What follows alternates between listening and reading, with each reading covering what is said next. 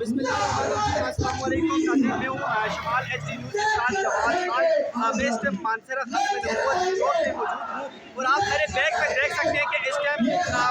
مانسہرہ کی جو عوام ہے وہ مہنگائی کم از کم مہنگائی کے خلاف آج ہڑتال کر رہی ہے مانسہرہ میں، اور اس ٹائم مختلف پارٹیز سے جماعت اسلامی اور مختلف پارٹی کے جو رہنما ہیں اس کے ساتھ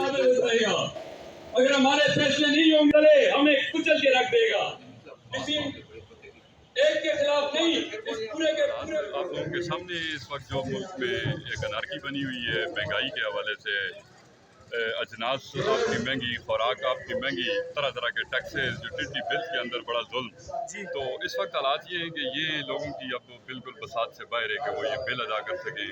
یہ ظالمانہ ٹیکس دے سکیں یا یہ مہنگی خوراک و اجناس خرید سکیں۔ تو اس حوالے سے پورے ملک کے اندر ایک احتجاجی تحریک شروع ہو چکی ہے۔ لوگ سیاسی وابستگیوں سے نکل کر اپنے حقوق کے لیے میدان عمل میں نکل چکے ہیں، تو یہ وقت کی ضرورت ہے۔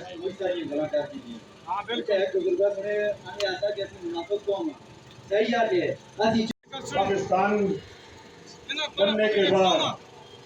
آج تک ہم کفن چوروں کے ہاتھ میں لگے ہوئے ہیں۔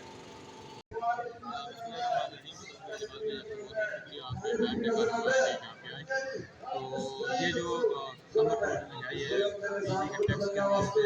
جو ابھی پیٹرول کا جو بجٹ ہے وہ بھی زیادہ بڑھ گیا ہے، تو اس کے حوالے سے جو ہم نے ایک امن احتجاج کیا ہوا ہے ہڑتال چوک پر، یہ چاہتے ہیں جو ہمارے مطالبے ہیں وہ سپریم کورٹ تک، اور جو ڈاکٹر صاحب ہیں جنہوں نے یہ بجٹ جو ہے پیش کیا ہے، بجلی کا بجٹ ہوگا، پیٹرول کا بجٹ ہوگا، اس میں آپ کا ساتھ چاہیے۔